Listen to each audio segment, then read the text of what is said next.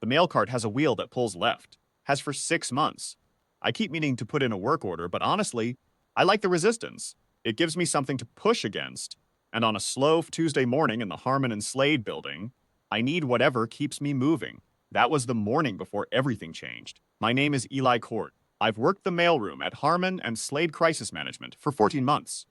Before that, I did other things, quieter things, mostly, but that's not where this story starts. It starts with a wonky wheel and a locked elevator and a woman named Victoria Sachs who made the worst mistake of her professional life and didn't know it until it was too late. Harmon and Slade occupies the 20th through 22nd floors of a glass tower on the north end of downtown. The 22nd is the executive floor, thick carpet, framed commendations, a view of the river. I'd been up there maybe twice, both times to hand-deliver sealed envelopes to the CEO, Margaret Holt. She thanked me both times without looking up from her desk. That was fine. I wasn't there to be looked at. On the morning it happened, I was on the 20th floor delivering the 7:30 run when the fire door alarm killed the normal elevator access and the building's PA went to a flat tone. One long note, no announcement. I've heard that tone before. Not here, but in other buildings, other cities, other lives. I stood still with my cart and I waited. The security supervisor, a compact man named Curtis, came through the stairwell door at a half jog. Ellie, everybody off this floor, get to the lobby. What's on 22? He looked at me with the expression people give a mail clerk who asks the wrong questions. Go to the lobby, sir. I went. The lobby filled fast. Paralegal staff, administrative assistants, a few junior consultants in rolled shirt sleeves, all of them with the tight shoulder look of people who don't know what's happening but know it's serious. I found a corner near the security desk and I watched. 40 minutes later, a black SUV pulled up outside the revolving doors and a woman I recognized from the industry trade journals walked in. Victoria Sachs, lead crisis negotiator, Sachs and Associates 18 years in the field, a published rate card that started at $89,000 a day and went up from there. She wore a gray suit, carried a slim black case, and moved through the lobby like she owned the oxygen in it. Behind her, 2 associates and a communications tech. Behind them, a police liaison and 3 members of the building's executive staff. I stayed in my corner. The story filtered through the lobby in pieces, the way these things do. A man named Paul Drexler, a mid-level compliance officer, 42 years old, apparently passed over for a 3rd promotion in 8 months, had walked into Margaret Holt's private conference room at 7:15, locked the door, and refused to come out. He had Margaret Holt's executive assistant and a junior analyst named Kiko inside with him. He wasn't armed, as far as anyone knew, but he was holding the room, and nothing he'd said so far had given anyone confidence that he was going to walk out of this calmly. I found a seat near the far wall of the lobby, and I sat down with my mail cart and I listened. The police liaison set up a temporary command near the building's secondary security station, which has a glass partition. I could see the monitor feeds without being in anyone's way. Victoria Sachs reviewed them for 4 minutes, then picked up the communication handset they'd run to a phone in the conference room and began her approach. I could hear her voice through the nearby speaker, calm and clinical, the way they teach it at every seminar I've ever attended. She opened with his name. Good. She acknowledged the situation. Fine. Then she moved to a structured disclosure statement, which is a method I know well, and I felt something tighten in my chest. Not because it was wrong, exactly. Because it was wrong for him. I know that sound. I spent 24 years learning it. The specific frequency of a man who isn't angry, who's past angry, who has crossed over into a flat, quiet place that looks like calm but isn't. Paul Drexler wasn't raging. He wasn't demanding. He answered Sachs's questions in short, even sentences, and every time he did, his voice came back a half-degree flatter than the time before. He wasn't escalating. He was retreating, pulling further inside, building walls she couldn't see because she was using a playbook that assumed a man who wanted to be heard. Paul Drexler did not want to be heard. He wanted to be understood. Those are 2 entirely different things, and every technique Sachs was deploying was aimed at the first one. I got up from my chair, walked to the edge of the command station, and waited until the building's security director, a tall woman named Renata Gould, glanced my way. Ellie, lobby's over there. She's using structured acknowledgement, I said quietly. He's not going to respond to it. His flat affect in the responses isn't de-escalation. He's withdrawing. Each exchange, he moves about 2 degrees further away. He has maybe 4 more exchanges before he stops responding to her altogether. Renata stared at me. You're the male. I know what I am. I kept my voice even. I'm telling you what I'm hearing. You can do with it what you want. Victoria Sachs had stepped back from the handset to consult with her associates, and she turned toward the security desk in time to catch the tail end of what I'd said. She had good ears. "Who is this?" she asked Renata. "The way you ask about a piece of furniture that wandered into the wrong room. He works the mailroom." Sachs studied me for a moment. The cart, the lanyard, the worn jacket I'd put back on after the floor evacuation. Then she looked at Renata. "Please keep the floor clear for essential personnel." "I understand the instinct," I said to Sachs. "Structured acknowledgement is the right default. But this particular man isn't looking for acknowledgement. He's exhausted. He's been trying to explain himself to people for, at a guess, about 8 months, and nobody's engaged with the substance of what he's been saying. He doesn't need to be heard. He needs someone to say, 'You were right,' even if it's a small version of right." Sachs looked at me with the polished patience of a woman who has been interrupted by amateurs before. "Thank you," she said, and turned back to her handset. I went back to my corner. I counted the exchanges. 4, like I'd said.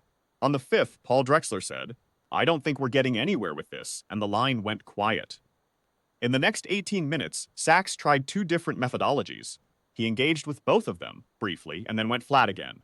Her associates conferred in low voices. The police liaison got on his radio.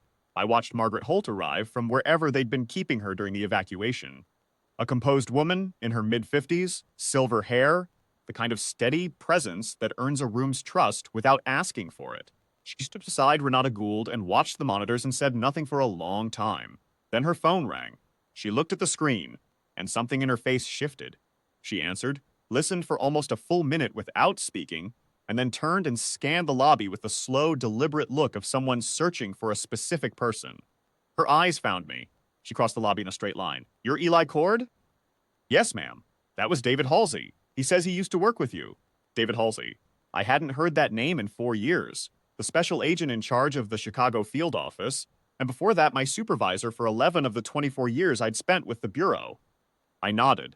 "He says you handled 217 crisis negotiations over your career," Margaret Holt said, reading from a note she'd made on her phone. "He says the Bureau has never had another negotiator with your resolution rate. He says, and I'm quoting him directly here, that if you're in that building, you're the most qualified person in the room." She paused. "Why are you working my mailroom?" "My daughter starts at Westfield Middle School in September," I said. "It's 3 blocks from here." I wanted regular hours. She looked at me for a moment. Then she said, "Will you help me?" I looked over at Victoria Sachs, who had heard enough of the exchange to have gone very still. I didn't look at her long. This wasn't her failure. She was skilled, and she'd been handed a situation without adequate background. These things happen. "Yes," I said. "They ran a handset to me. I pulled a chair up to the security desk, not the command station, just the ordinary desk where the overnight guard signs the delivery logs, and I sat down and I picked up the phone. 'Paul,' I said. A pause, then 'Who's this?' 'My name's Eli. I work downstairs. I wanted to ask you something.'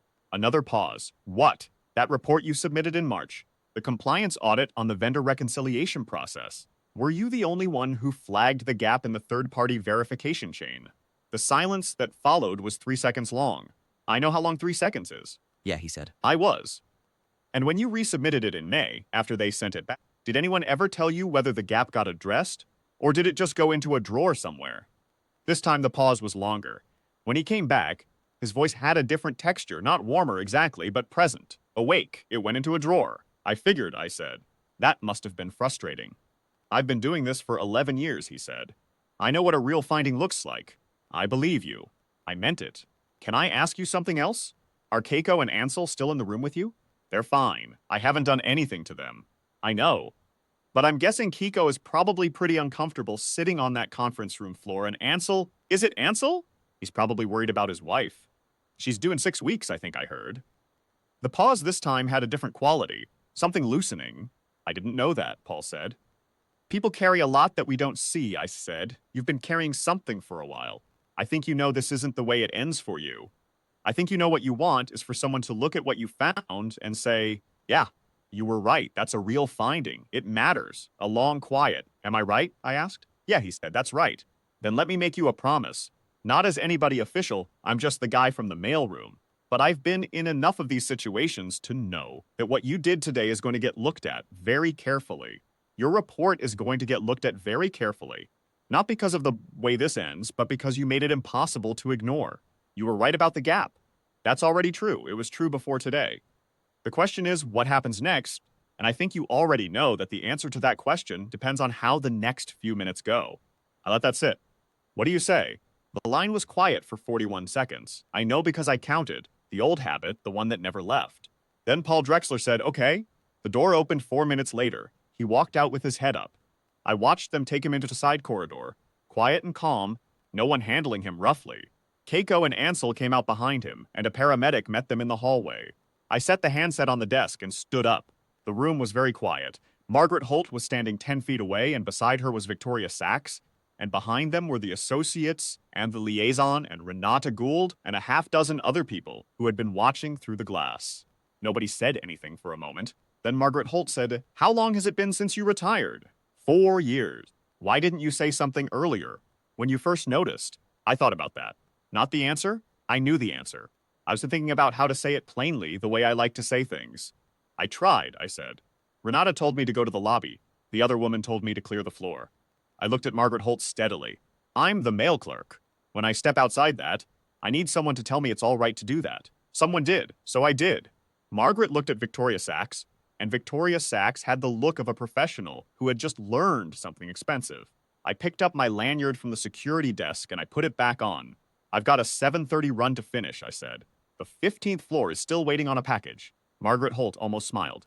Ely, I looked back. Thank you. Yes, ma'am, I said. I found my cart near the lobby wall where I'd left it. The left wheel still pulled, still had that soft resistance. I pushed it toward the freight elevator, and I thought about Bea, about picking her up at 3:15, about the science project due Thursday, about the way she still fits under my arm on the couch when we watched the evening news. I thought about David Halsey calling Margaret Holt from 4 states away, because somebody finally asked who was standing in that lobby. 217 negotiations. Never lost a life. I'm not telling you that to brag. I'm telling you because the number is real, and the years behind it are real, and they don't disappear because a person is pushing a mail cart. You carry what you've learned whether you want to or not. The only question is whether anyone thinks to ask. Most of the time, they don't.